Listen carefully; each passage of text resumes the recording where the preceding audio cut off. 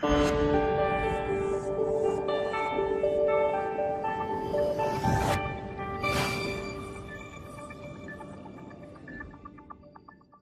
interactive session begins now.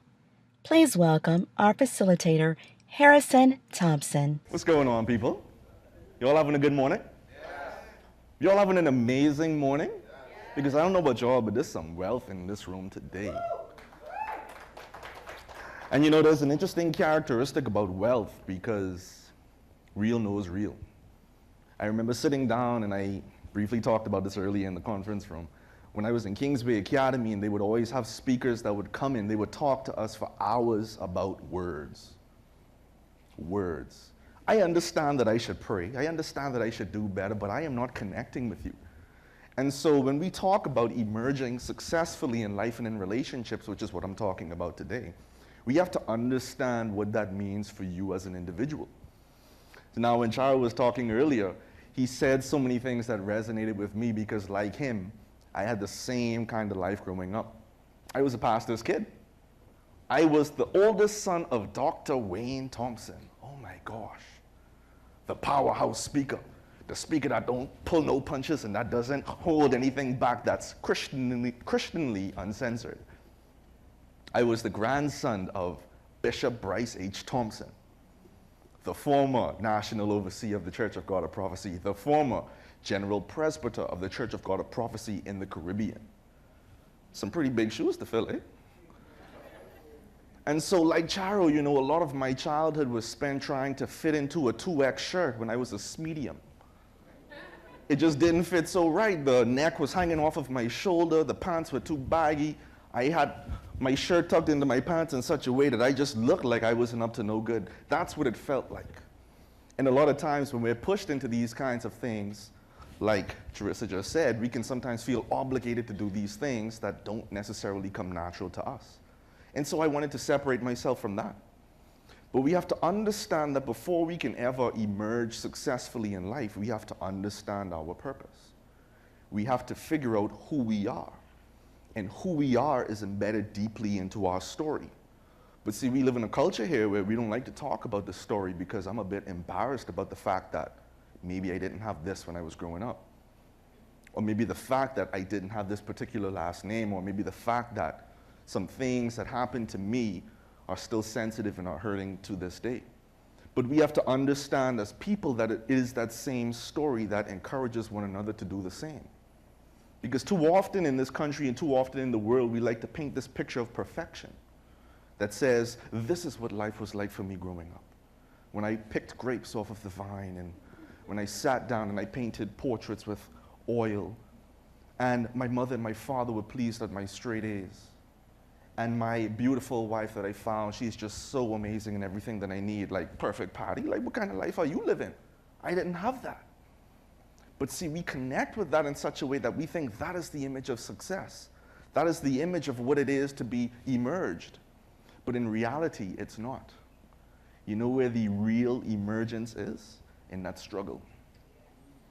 The real emergence is when you try to set a goal and you don't make it, and you understand something very real at that low point in your life.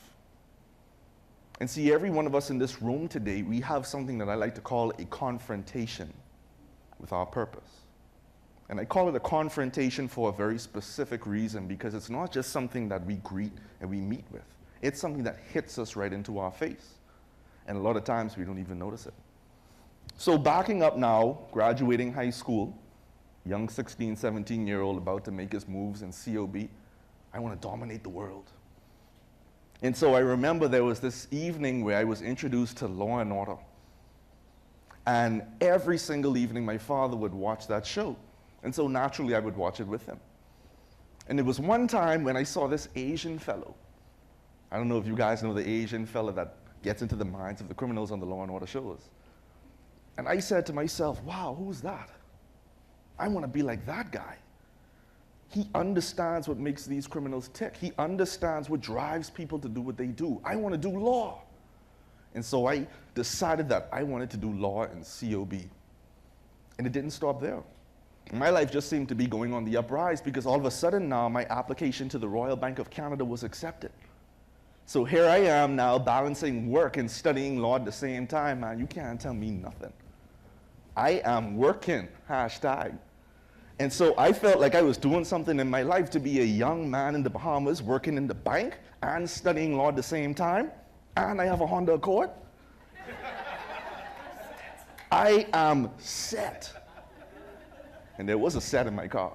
I had a lot of sound coming out of that too.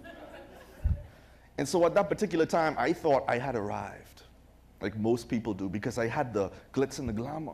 I had the necktie, I had the shoes, I had the Gucci wallet. I was saying something. But there was a disconnect because I wasn't really happy. Now, let me tell you something. When you're young and you're 18, and you're making about $1,200 every 2 weeks, that feels good. It feels good to be able to go out to the club and maybe say, hey man, drinks on me tonight. Or hey bro, don't worry about that. Order 5 pizzas, I got it. It felt good to be that go-to person, but you know what? I realized that each and every day I was becoming less and less motivated. The first day on the job, I was happy. 5 a.m. in the morning, brushing my teeth. I'm feeling good, I'm going to go make some money. Then fast forward one more month. All right, same old thing, let's do it. Fast forward another month, 5 o'clock already. And then fast forward one more month, I don't know if I want to do this anymore.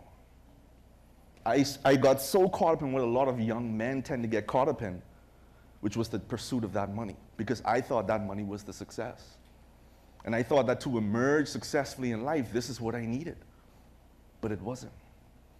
And so luckily I had the opportunity to reconnect with my father, and I said, boy, Daddy, I don't even know if law is what I want to do anymore. I mean, I'm reading and I'm studying a lot of things, but I'm not doing what that Asian guy is doing on Law and Order. I thought that's what law was. And he said, big man, listen to me, that's not law, that's psychology. You had this in front of you for all of your life. And I'm like, Daddy, what are you talking about? All you do is preach to people and put hands on people, and you tell people who got a bad husband and a bad wife to separate or come together or fix this out. What do you mean that's psychology? He said, understand, Harrison, that it's the study of the human mind. Understand, Harrison, that it's this stuff that actually had motivated me to want to study psychology. And so I said, Dad, you know what? I'm going to change my major. And so I changed my major, and as you heard, I got a football scholarship to go off and play football. And it was through that blessing that I was able to finish my bachelor's degree. And so let's fast forward a little bit now, coming back home to Nassau, Bahamas. I said to myself, I am ready. I found my purpose. It's now in psychology. I am ready to change this Nassau, Bahamas. And in walks Royal Bank again. And see, a lot of times when we're walking into our purpose, we're going to be tested. There's a lot of trials, and there's a lot of things and distractions and mirages that are placed in our life to ensure that we know that this is our purpose. And do you know how you know when you're walking in your purpose? When you can get knocked down and you get back up the same day with the same enthusiasm. See, I was getting knocked down in Royal Bank. It began to get harder for me to get back up and to get back into that position where I was making all of that money, simply because I was not in my purpose. And it was the late Dr. Miles Monroe that actually taught me that when you find your purpose, you find energy. Nobody has to tell you to get up in the morning when you're excited to do what you're doing. No one has to tell you that you have to work beyond 5 o'clock sometimes to really get the success you want, because I am in my purpose. This energy is coming from within. And so I don't have to put on a facade as though I got this work down pack. I don't have to pretend as though I have it all together, because the energy is within me. And so here I am now. I'm tested. I have my psychology degree. I have the opportunity to start motivating people, to start helping people with therapy. But there was a problem. 1 week passed, I didn't see anybody. 2 weeks passed, I didn't see anybody. I said, okay, maybe it's just the weather. You know, Bahamians don't like it when it rains. Maybe it was the rain. But then 1 month passed, and I still wasn't seeing anybody. And then 2 months passed. And then 5 months passed, and I haven't seen a single soul. My chair is beginning to get really comfortable. The dust is beginning to create a layer on my printer. The pens, I am familiar with the exact setup of where the pencil is and the ruler, because I haven't touched them in months. And so I begin to get discouraged, and then 1 year passes and I don't see anybody. I'm starting to think to myself now, am I in my purpose? Like, I didn't sign up for this. I just had a job offer that was willing to pay me twice as much, but I rejected that for this? I said, come on, there has to be more to this. And so I prayed. I got down on my knees and I prayed and I said, Lord, show me the way. Because right now, to depend on myself, it's going to kill me. And it was only after I prayed, I got back up, and every single school in this same Nassau, Bahamas I went to, at 3 o'clock, I was handing out brochures. I was handing out my business cards. I was letting people know, hey, if you got a bad kid, I could talk to them. Hey, if you have this issue with your family, I can talk to them. And then it started happening. I had a realization. Sometimes you go through these struggles and these trials, but you have to know why you're going through it. See, God is never just going to give you a gift. He's going to prepare you before he gives you that gift. And much like growing pains, sometimes it hurts. But see, our ability to endure lies within understanding why I'm enduring. And see, because I endured for that year, God then was able to see, Harrison, you're ready. I developed your patience, because to deal with these people and these broken relationships, you're going to need it. And so I had to learn to trust my own self, to trust God. And then I started seeing one person a month. Then I started seeing 2 people a month. And then 3 people a month. And then 3 people a week. And then 3 people a day. And then it became, sorry, I don't have any availabilities for Thursday because I'm a bit booked out, but maybe we can do something next month. But in order to get there, we have to understand the purpose. We have to reconnect with the story. Because sometimes our stories are so wrought with negativity, we feel as though there's nothing to give the world from this. But understand that this is a negative world that we live in. And sometimes there is no shortage of negativity. You can literally go outside right now and shout to the top of your lungs, I am going to be successful. And I can guarantee you within 5 seconds, someone's going to tell you, man, carry your head. Man, shut up. And how many times in our particular lives have we been told we can't do something? How many times in our particular lives have we been told, oh, that's not going to make you any money? Don't chase that talent. Do that on the side. But what I need you to do is be a doctor or be a lawyer. I've heard it. And I know a lot of times we hear it in many different ways. When it comes to relationships, how many times have we heard, oh, I don't know if I like that person for you? See, they're pretty and all, but there's just that one thing. And if we begin to feed into that, that becomes our destiny, because whatever we think about the most becomes our tomorrow. And I'll tell you something. I'm not going to dive too deep into some psychology here, but I'm going to a little bit. Our brain doesn't really recognize the words don't and can't. If I tell you all, don't think about a pink elephant right now, what happens? Right, because if the brain doesn't recognize the word don't, then if I remove that from the sentence, what am I saying to you? Think about a pink elephant. And so how many times do we ignorantly try to encourage ourselves and motivate ourselves by saying what we shouldn't do? Come on, Harrison, don't mess up. Come on, get it right. Come on, just one more time. And I never realized that was any more true than when I was in high school. The rain was pouring down, the bell was ringing for me to get back to class. I was in the lunch line, and I was running. And I said to myself, Harrison, don't fall. Harrison, don't fall. Harrison, don't fall. And I fell. My left leg got caught behind my right leg. My curry went flying that way. My juice went flying that way. I fell flat onto the ground in the mud, and the school choir began to sing. Ah. And how many times do we fear that?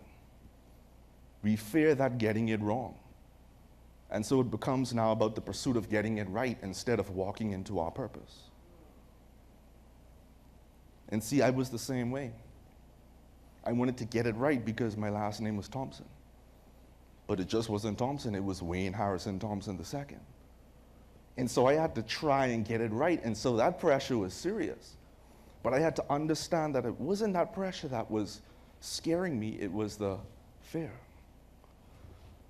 And so once I recognized my purpose, once I realized that I wasn't just getting D's in school because I talked too much, I was getting D's in school because those teachers didn't know my purpose.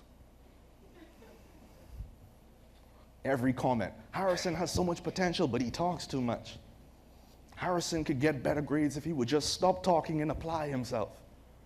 Well, I'm talking now for a living. So take that.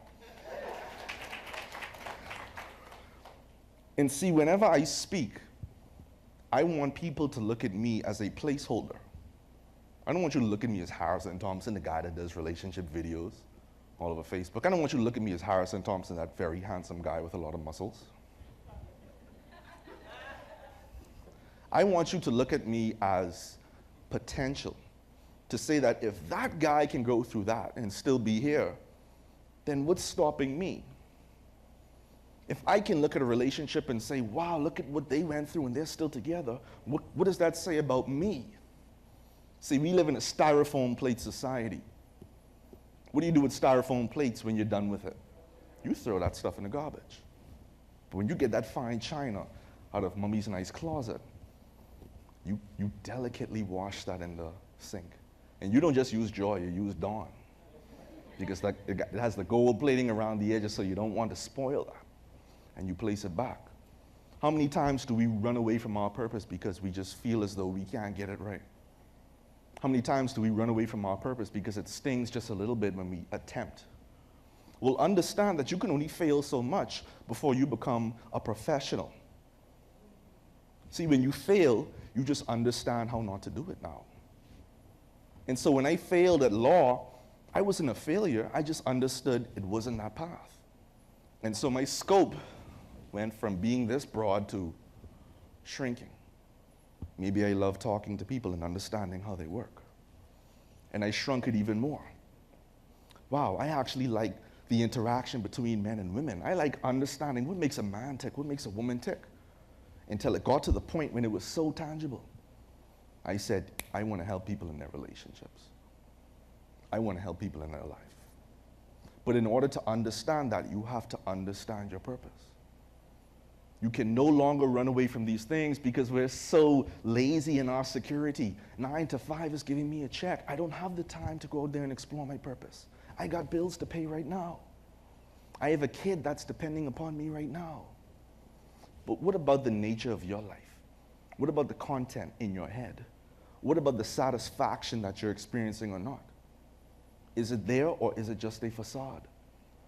And so in order to emerge successfully in life, and I'll go into that in my second half tomorrow, there are some very key things that we have to understand as people. You not only owe it to yourself, but you owe it to the people around you who depend on you to walk in your purpose.